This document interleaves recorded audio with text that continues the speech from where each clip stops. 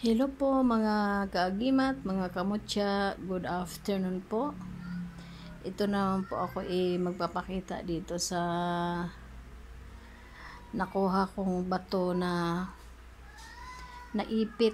Naiipit siya ng, baga ibig sabihin nasa pagitan siya ng dalawang malalaking bato.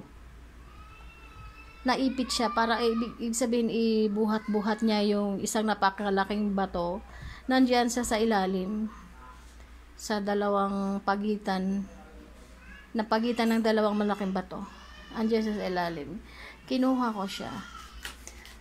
So very interesting kasi ang makakaano lang nito, ang makakakita dyan kung sino yan yung nandyan na yung tao na yan. Ang makakita lang yan yung mga nasa kaparehas ko na nasa spiritual din. Yang mukha na yan, ewan ko kung meron kayong nakikita, basta ako meron ako nakikita. Ayaw kong sabihin kung sino, mas mabuti yung kayo na ang humusga kung sino yang nandyan. Nakuha ko po yan doon sa yung tawag dyan, dalawang bato na magkapatong. Kinuha ko siya. Nagulat na lang ako one time na mayroong isang tao na nag-appear dyan. Yan, nilalagay ko lang yan siya sa may altar ko. Pinapausukan ko araw-araw ng insenso at saka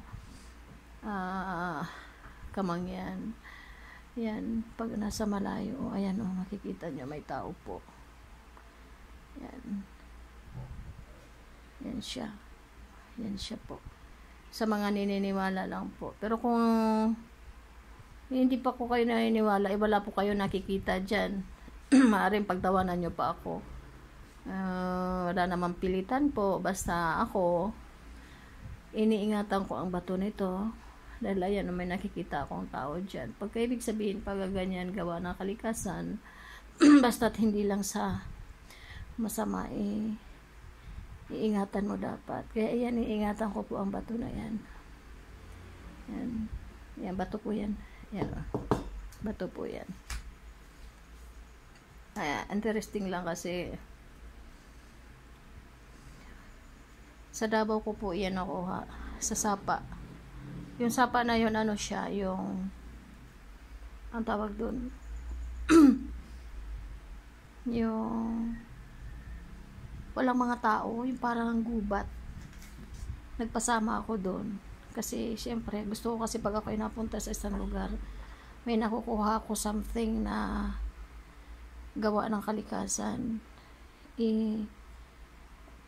Ito nga nakita ko, sabi ko ba, tulungan mo nga ako, kunin natin yung yung naipit ng dalawang bato, yung buhat-buhat niya, yung malaking bato, kunin nga natin. Ayun, tinulungan ako ng kasama ko. Kinuha niya. Tapos, hindi ko kasi kayang kunin Ayan, nagpatulong ako sa kanya. Ayan, nakuha ko siya. Basta ako, may nakikita ako. Aywan ko sa ibang manunood. Basta ako, ayan siya. Ito. Yan po siya. Yan. Yan yung mukha niya. Ito po yung buhok niya. Na, ayan, parang kulot. Basta yan, may tao siya.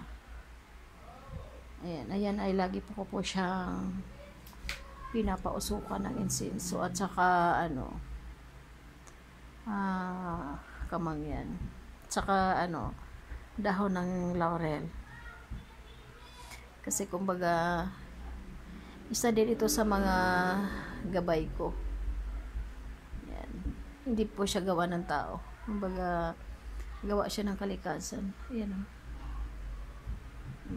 ano pa nga siya pag ginaganon mo siya, parang wala kang ayan kitang kita naman yung tao.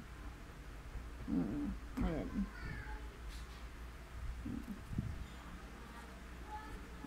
Ayan. Ayan, may nakikita pa akong bata. Ang dami niyang gabay. Pero pag nasa malayo, isa lang. Ayan. Yan. Grabe. Ang lakas ng niya. Ang lakas ng energy niyan. So thankful pa rin ako kasi pag ako ay napunta sa isang lugar, bigla ako nakakita ng mga ganyan. Ang dami ko iniingatan mga ganito. Mahilig kasi ako mag-collect, like yung mutya ng lupa, yung tinatawag nilang kulog. Ayun, madami po ako mga ganyan. Nakukuha ko lang sila sa sa mga lugar kung saan ako napadako. Ayan. Sa mga naniniwala lang po, yung mga maniwala, huwag nyo naman akong pagtawanan dahil paniniwala ko ito. Ayan lang, sa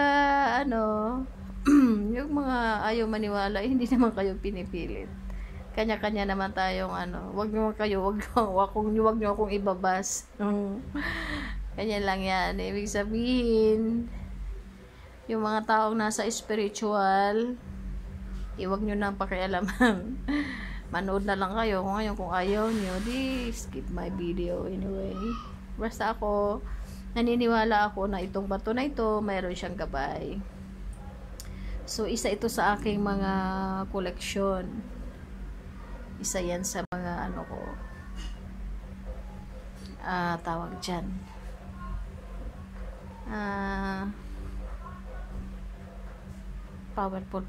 Powerful na collection, di ba? Oh, gwapo naman niya, kulot ang buhok. Ayan o, mukha niya, yung buhok niya. Kaya sa mga naniniwala sa mga ganitong usapin,